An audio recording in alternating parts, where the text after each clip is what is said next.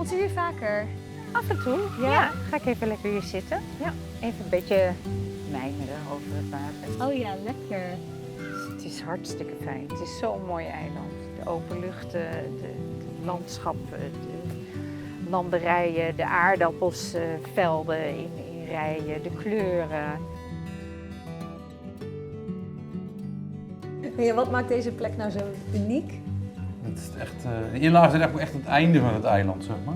Omdat ze ook echt aan de rand zitten. Het is ook zo'n verrassing elke keer als je zeg maar, onderlangs die dijken fietst en je klimt even zo'n dijkje over en je kijkt even zo'n inlaag in. En de ene is een waanzinnig mooie moerasachtige rietput en de volgende liggen broedeilandjes vol met vogels. Of je hebt zoals deze een prachtige vogelhut. Ja, dat is super.